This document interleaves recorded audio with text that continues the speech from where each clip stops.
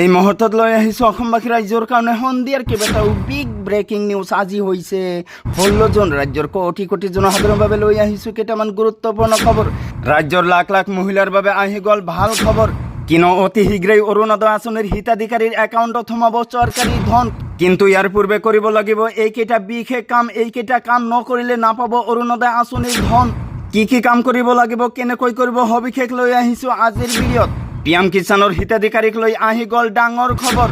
আপুনি পিএম কিষাণ আঁচনিৰ হিতাধিকাৰী নেকি? তেনেহ'লে আপুনিও 23 নং কিস্তিৰ ধন পাবলৈ কৰক এইকেইটা কাম। এইকেইটা কাম নকৰিলে বঞ্চিত হ'ব 23 নং কিস্তিৰ ধন লাভৰ পৰা।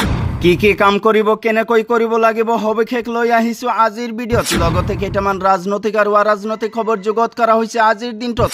গতিকে এনেবোৰ খবৰ নিত পাই থাকিবলৈ চেনেলটো ছাবস্ক্ৰাইব কৰি ভিডিঅ'টোত এটা লাইক কৰিবলৈ নাপাহৰিব। হয় বন্ধু বান্ধৱীসকল, আজি আমাৰ প্ৰথমটো খবৰ খুবেই গুৰুত্বপূৰ্ণ খবৰ। লগতে অসমবাসী ৰাইজৰ কাৰণে এটা ডাঙৰ খবৰ। ৰাজ্যৰ লাখ লাখ মহিলাৰ বাবে আহি গ'ল ভাল খবৰ। শীঘ্ৰেই লাভ কৰিব অৰুণোদয় আঁচনিৰ ধন। আপডেট কৰক বেংক একাউণ্ট, এক্টিভ কৰি ৰাখক মোবাইল ফোন নম্বৰ।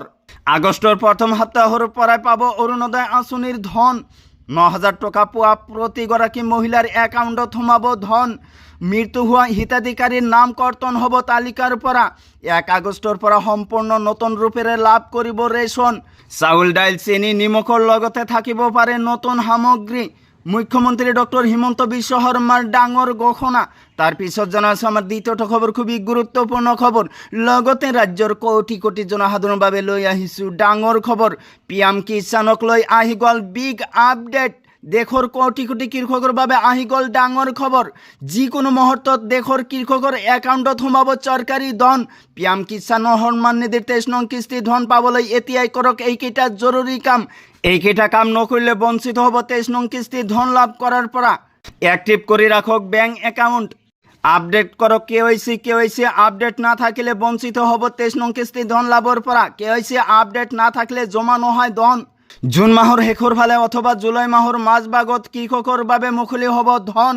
শীঘ্ৰেই কৰক পঞ্জীয়ন। কেনেকৈ কৰিব পঞ্জীয়ন নকৰা কৃষকে নাপাব পাৰে 23 নং কিস্তিৰ ধন। কিদৰে কৰিব পৰীক্ষা চাই লওক সমগ্ৰ প্ৰক্ৰিয়া। প্ৰথমে পিএম কিষাণৰ অফিচিয়েল ৱেবছাইট pmkisan.gov.in লৈ যাওক। হোম পেজত থকা ফাৰ্মাৰ কৰ্ণাৰ লৈ যাওক। ইয়াৰ পিছত status of self registered farmer /CSC farmer বুটামটোত ক্লিক কৰক। নতুনকৈ খোল খোৱা ফৰ্মখনত 12 অংকৰ আধাৰ নম্বৰটো লিখক। কাষত দিয়া কেপচা কোডটো শুদ্ধকৈ সন্নিৱিষ্ট কৰক।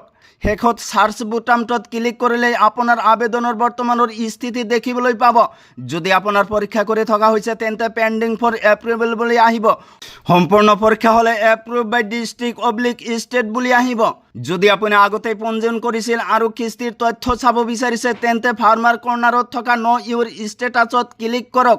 ইয়াৰ বাবে আপোনাৰ পঞ্জীয়ন নম্বৰ আৰু মোবাইলত অহা OTPৰ প্ৰয়োজন হ'ব। আৰু এই প্ৰক্ৰিয়া সম্পূৰ্ণ আপডেট থাকিলেই আপোনাৰ একাউণ্টত সোমাব ধন। তো বন্ধুসকল, আজিৰ মূল ভিডিঅ'তে এইখিনি ইনফৰমেশ্যন দিব লগা আছিল। ভিডিঅ'টো ভাল লাগিলে চেনেলটো ছাবস্ক্ৰাইব কৰিবলৈ নাপাহৰিব। আৰু যদি ফেচবুকত চাই আছে তেনেহ'লে পেজটো ফ'ল' কৰি লগত থাকিব। চ' থেংক ইউ ফৰ ৱাচিং ফুল ভিডিঅ'।